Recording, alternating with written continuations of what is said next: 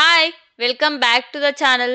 In recent టైమ్స్లో చాలా companies announce చేస్తూ ఉంటాయి, లైక్ బోనస్ షేర్స్ ఇస్తున్నాం లేదా స్టాక్ స్ప్లిట్ జరుగుతుంది అనేసి. సో ఇలాంటివి జరిగినప్పుడు అసలు వీటి గురించి మనం తెలుసుకోవాలి కదా. So bonus shares and stock split ఎలా వర్క్ అయింది, దీని మీద ఇంపాక్ట్ ఏంటో ఈ వీడియోలో మనం తెలుసుకుందాం. ఫర్ ఎగ్జాంపుల్ బోనస్ షేర్స్ తీసుకుందాం. కంపెనీ 1:1 అనౌన్స్ చేసింది. సో దీన్ని ఎగ్జాంపుల్ వైజ్లో మీకు ఎక్స్ప్లెయిన్ చేస్తాను. ఫర్ ఎగ్జాంపుల్ క్రియేటివ్ మైండ్ అనే కంపెనీలో నేను 100 షేర్స్ హోల్డ్ చేస్తున్నాను.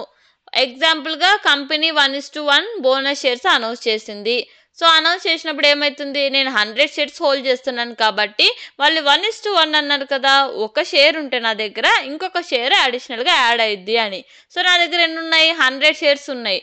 అడిషనల్గా ఇంకొక 100 షేర్స్ యాడ్ అవుతాయి. ఓవరాల్గా 200 షేర్స్ నేను హోల్డ్ చేస్తున్నట్టు. ఫర్ ఎగ్జాంపుల్ క్రియేటివ్ మైండ్కి ఫేస్ వాల్యూ 10 ఉందనుకోండి. ఆఫ్టర్ బోనస్ తర్వాత కూడా ఫేస్ వాల్యూ 10 ఉంటుంది. ఇక్కడ ఫేస్ వాల్యూ మారదండి. బోనస్ షేర్స్ అంటే ఇక్కడ మనకు రివార్డ్ ఇస్తున్నట్టు షేర్ హోల్డర్స్కి. సో లిక్విడిటీ ఇంక్రీజ్ అవుతున్నట్టు. సో ఇది బోనస్ షేర్స్ అంటే ఇక్కడ ఫేస్ వాల్యూ కూడా రిమైన్స్ సేమ్ ఉంటుంది. నెక్స్ట్ ఏంటి, స్టాక్ స్ప్లిట్. ఇదేంటంటే కార్పొరేట్ యాక్షన్స్ జరిగినప్పుడు కంపెనీ 2:1 స్ప్లిట్ అనౌన్స్ చేసింది అనుకోండి. అంటే ఒక స్టాక్కి 2గా డివైడ్ అవుతుంది. అంటే ఎగ్జిస్టింగ్ షేర్స్ నీకు డివైడ్ అవుతున్నాయి, ఇక్కడ అడిషనల్గా నీకు యాడ్ అవ్వట్లేదు. అడిషనల్గా షేర్స్ యాడ్ అవుతున్నాయి అంటే అది మళ్ళీ బోనస్ కింద వెళ్ళిద్ది. సో ఎగ్జిస్టింగ్ షేర్స్ని స్ప్లిట్ చేసి నెంబర్ ఆఫ్ షేర్స్ని ఇంక్రీజ్ చేయడం స్టాక్ స్ప్లిట్ అంటే. ఫర్ ఎగ్జాంపుల్ క్రియేటివ్ మైండ్లో నేను 100 షేర్స్ హోల్డ్ చేస్తున్నాను. సో ఫేస్ వాల్యూ కూడా 10 ఉంది. ఇప్పుడు వాళ్ళు కంపెనీ అనౌన్స్ చేసింది ఒక స్టాక్ 2గా డివైడ్ అవుతుంది అనేసి, అంటే స్ప్లిట్ అయింది అని.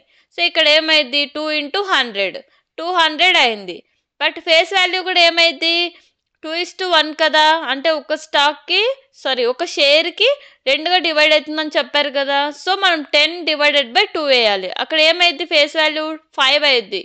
బట్ అడిషనల్ షేర్స్ అంటే బోనస్ షేర్స్లో ఫేస్ వాల్యూ చేంజ్ అవ్వలేదండి, స్ప్లిట్లోనే చేంజ్ అవుతుంది. సో ఇక్కడ ఫేస్ వాల్యూ మీద ఎక్కువ ఇంపాక్ట్ పడిద్ది స్ప్లిట్ అయినప్పుడు స్టాక్. ఇక్కడ ఫైనల్గా మీకు ఏం అర్థమవుతుంది, బోనస్ షేర్స్ అంటే ఉన్న షేర్స్కి అడిషనల్ షేర్స్ యాడ్ అవుతున్నాయి, బట్ ఫేస్ వాల్యూ మాత్రం చేంజ్ అవ్వట్లేదు.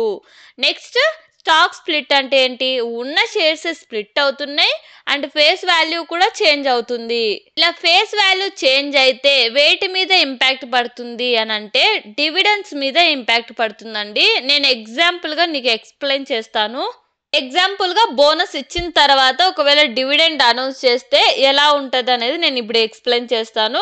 నా కంపెనీలో అంటే క్రియేటివ్ మైండ్ కంపెనీలో నేను 200 షేర్స్ ఉన్నాయనుకోండి బోనస్ ఇచ్చిన తర్వాత, అండ్ ఫేస్ వాల్యూ కూడా నాకు 10 per షేరే ఉంది, ఇంపాక్ట్ పడదు కాబట్టి. అండ్ డివిడెండ్ పర్సంటేజ్ వచ్చేసి 20% అనౌన్స్ చేశారనుకోండి. ఇక్కడ డివిడెండ్ పర్ షేర్ ఎంత, ఎలా క్యాలిక్యులేట్ చేయాలి, ఫేస్ వాల్యూ ఎంత ఉంది 10 ఇంటూ డివిడెండ్ పర్సంటేజ్ ఎంత 20%, క్యాలిక్యులేట్ చేస్తే 2 రూపీస్ వచ్చింది మనకు. ఆ 2 రూపీస్ ఏంటి, పర్ షేర్కి 2 రూపీస్ నీకు డివిడెండ్ వస్తుందని మీనింగ్. ఇక్కడ మనకి ఎన్ని షేర్స్ ఉన్నాయి, 200 షేర్స్ ఉన్నాయి. ఇంటూ 2 అంటే 400 రూపీస్ నీ అకౌంట్లోకి డివిడెండ్ అమౌంట్ క్రెడిట్ అవుతుందని అర్థం. నెక్స్ట్ ఏంటి, స్ప్లిట్ ఇచ్చినప్పుడు ఎలాగ డివిడెండ్ ఇంపాక్ట్ అయ్యిద్ది అనేది చెప్తా.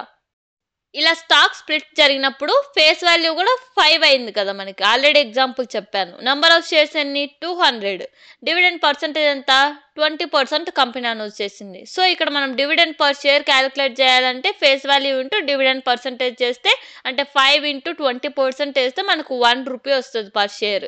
సో 1 × 200 షేర్స్ వేస్తే ఎంత, 200 రూపీస్ మీ అకౌంట్లోకి డివిడెండ్ అమౌంట్ క్రెడిట్ అయ్యిద్ది అని.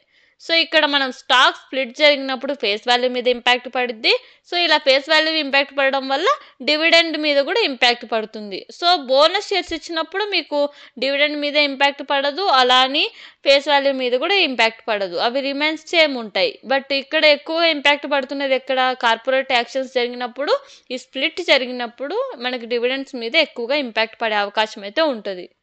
సో ఇది ఓవరాల్గా టాపిక్ అండి, స్ప్లిట్ అండ్ బోనస్ గురించి. మీకు ఏదైనా డౌట్ ఉంటే కూడా కింద కమెంట్ చేయండి, నేను రిప్లై ఇస్తాను ఖచ్చితంగా ఈ పర్టికులర్ టాపిక్స్ గురించి.